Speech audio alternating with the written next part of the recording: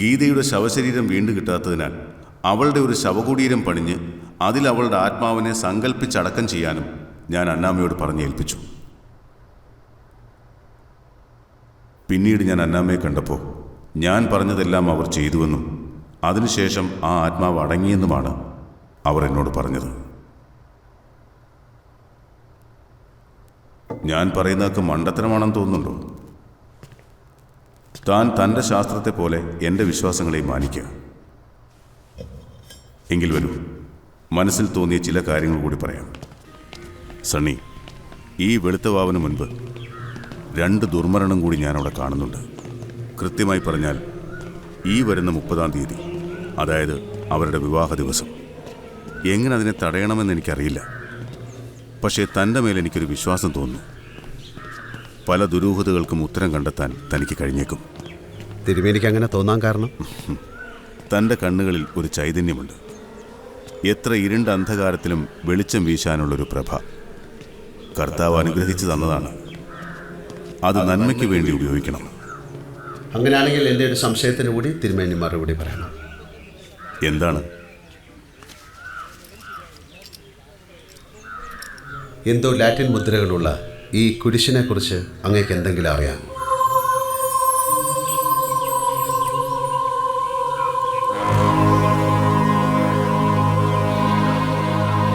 അറിയാം. വെനി ഡൊമിനി യേശു, കർത്താവിന് സ്വാഗതം, അതാണിത്. പക്ഷേ എൻ്റെ കയ്യിൽ മാത്രമുള്ള ഈ കുരിശ് നിങ്ങൾക്കെങ്ങനെ കിട്ടി?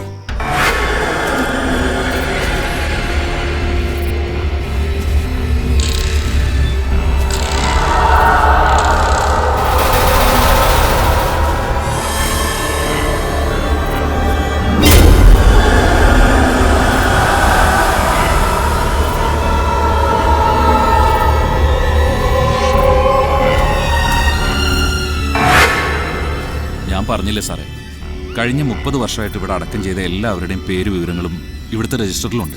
അതിലൊന്നും അറക്കലെ ഗീതയുടെ പേരില്ല. അങ്ങനെ ഒരു ശവക്കല്ലർ ഇവിടെ പണിതിട്ടുമില്ല. ആ കാര്യം എനിക്ക് ഉറപ്പാ സാറേ. പക്ഷെ തിരുമേനി പറഞ്ഞല്ലോ, അന്നമ്മ ജേക്കബ് ഗീതയുടെ കല്ലറ പണിത് മരണാനന്ത ക്രിയകൾ കഴിച്ചു എന്ന്. അതെനിക്കറിയില്ല. പക്ഷെ ഇവിടെ അങ്ങനെയൊന്നും നടന്നിട്ടില്ല.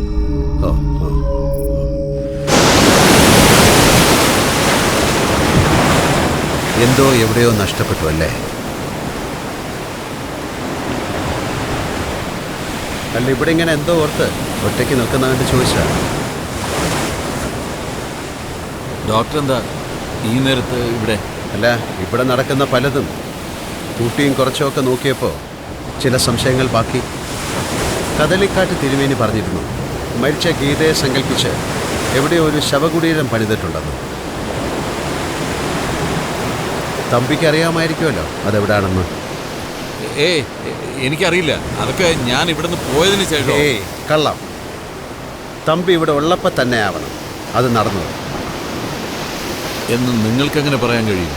തിരുമേനി വന്ന കർമ്മങ്ങൾ നടത്തി കല്ലറ പണിയണമെന്ന് ഉപദേശിച്ചിട്ട് പോയപ്പോൾ മരിച്ച ആത്മാവിൽ നിന്നും നിങ്ങളെയൊക്കെ സംരക്ഷിക്കാൻ വേണ്ടി അന്നമ്മ കൊച്ചമ്മയ്ക്കും തമ്പിക്കും ഒരു അർമേനിയൻ ഓർത്തഡോക്സ് കുരിശ് സമ്മാനിച്ചു.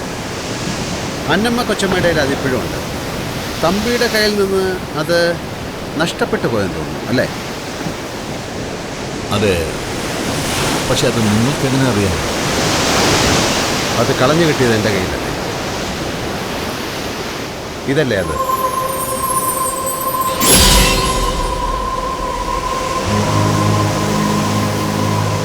ഇതെവിടെ വെച്ചാണ് കളഞ്ഞു പോയെന്ന് ഓർമ്മയുണ്ടോ? ഇല്ല. ഇല്ല. പ്രിയതാത്മാക്കളിൽ നിന്നൊക്കെ രക്ഷപ്പെടണ്ടേ? വെച്ചോളൂ.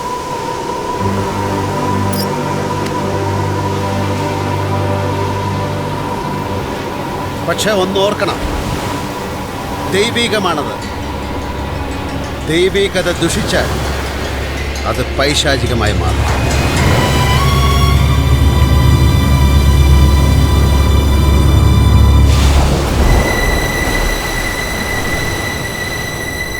തമ്പിച്ചായ,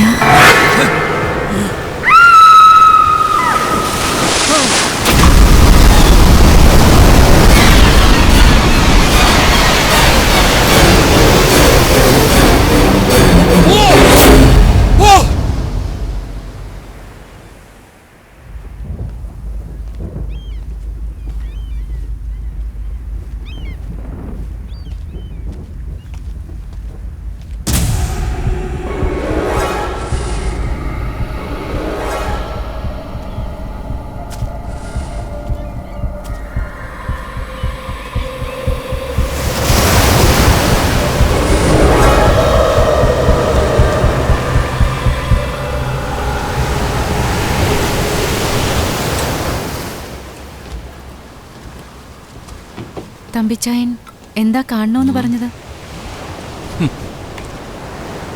അങ്ങനെ 5-ാം തലമുറ ആയപ്പോഴേക്കും അറക്കൽ തറവാട് വിറ്റ് തായ് വഴിക്കാരെല്ലാം കൈ കഴുകി അല്ലേ?